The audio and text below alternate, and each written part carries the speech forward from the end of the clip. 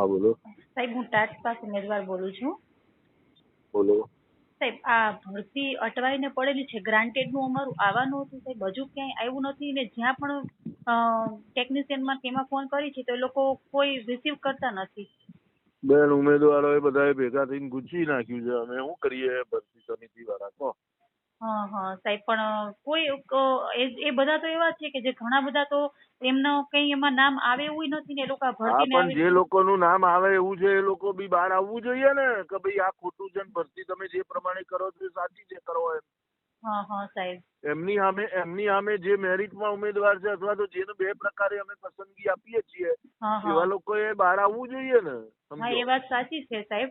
એવા લોકો બહાર નહીં આવ્યા એટલે આ લોકોએ છાપામાં બૂમાબૂમ કરી એટલે સરકારે અમારી પાસેથી અહેવાલ માંગ્યો એટલે અમે અહેવાલ આપ્યો છે. હવે સરકારમાં અહેવાલ ગયો છે, કઈ રીતે ગણી અને કરવું એ હવે સરકાર અમને આપશે ત્યારે થશે.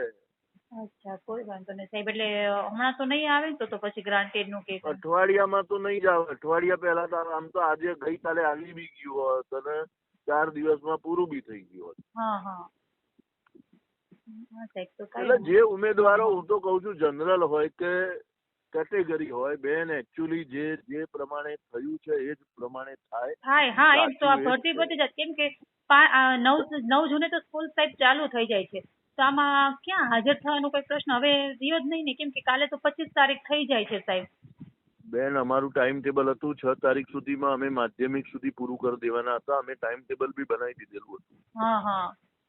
પણ હવે આમાં કેવું છે, ઉમેદવારો કઈ સમજી જ ના શકે, ખોટી રજૂઆતો કરે તો શું થાય? હા એ સાચી વાત છે સાહેબ તમારી. એકચ્યુઅલી જે ઉમેદવાર જે કેટેગરીનો છે અને જનરલમાં આવે છે તો એને બંને જગ્યાએ પસંદગી મળવી જોઈએ. એ બધી જ ભરતીઓમાં છે, એવું નથી કે આપણે નવું કર્યું છે. સાહેબ આ બધા એમ કે છે ને કે જે 7 સ્ટેપ પદ્ધતિ હતી 2021 ની એને ફેરવી જ નાખી છે. જનરલ વાળા પણ પોતાની કાસ્ટમાં કે એમાં લઈ શકે છે, તો આ નિયમ અલગ છે કે છે જ તે? બેન આમાં એવું થયું, જનરલમાં તમે દાખલા તરીકે અધર કાસ્ટમાં છો પણ તમે જનરલના મેરિટમાં છો. એ વખતે આપણે એવું કર્યું હતું કે અધર કાસ્ટ વાળો બી જનરલ મેરિટમાં હોય તેને જનરલ મેરિટમાં જ કરવા દેતા હતા.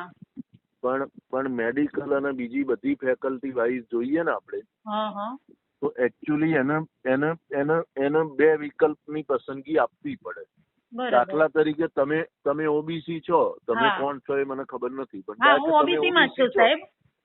તમે ઓબીસી છો તો તમે મહેસાણા વતની છો તો ઓબીસી માં તમને મહેસાણા મળતું હોય અને જનરલ માં તમને પોરબંદર મળતું હોય, તમે કયું પસંદ કરવાના છો? હા જે મને નજીક છે એ જ પસંદ કરવા. પણ સાહેબ એ વાત સાચી છે, ચાલો એ થઈ ગયું, પણ જે જનરલ ની સીટ ખાલી રહી બરાબર, તો એમાં પછી બીજાને સમાવેશ ન કરી શકાય?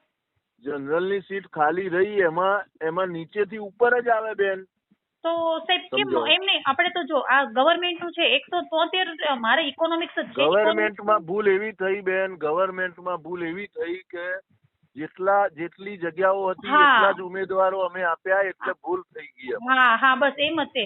તો સાહેબ એના કરતા રાઉન્ડ ગ્રાન્ટેડમાં અમે બધાને ચોઈસ આપવાના હતા, સમજો તમે.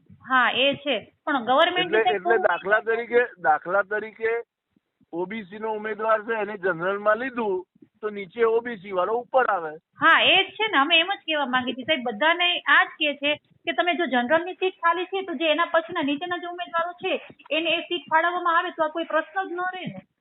બેન ગ્રાન્ટેડમાં એવું જ કરવાનું હતું, પણ સરકારીમાં એકચ્યુઅલી જે અધિકારી બદલાઈ ગયા એ અધિકારીએ એકચ્યુઅલી એની જીદના કારણે એને જેટલી જગ્યાઓ હતી એટલા જ અમે ઉમેદવાર મેરિટમાં મૂક્યા. અને આમાં સાહેબ જો પ્રશ્ન એવો થાય છે કે અમારા જેવા તો ઠીક છે, પણ ઘણા બધા એવા ઉમેદવાર છે ને કે જેને ઉંમરનો પણ પ્રશ્ન છે, વય મર્યાદાનો. હવે એને શું કરવાનું? પછી આ જેટલી ભરતી લેટ થતી જાય તે બધાના તો પછી આટલી મહેનત કરીને તો આગળ આવ્યા હોય અને હવે જે લોકો મેરિટમાં આવી ગયા છે ને હવે ઉંમરવાળી વાત કરવાની જ નથી.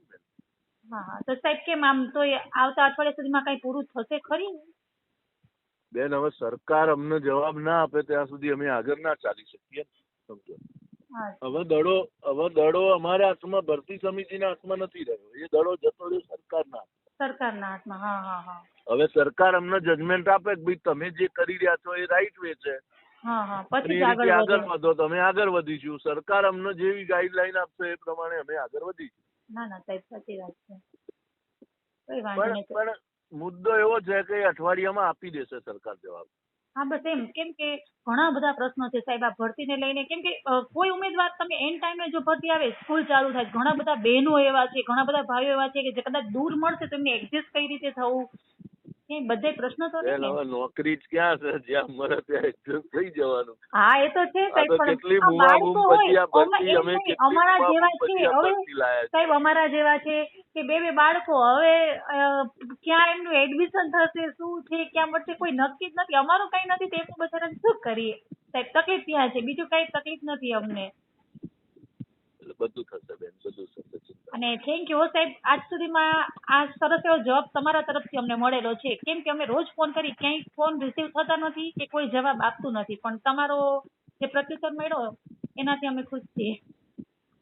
કશો વાંધો નહીં.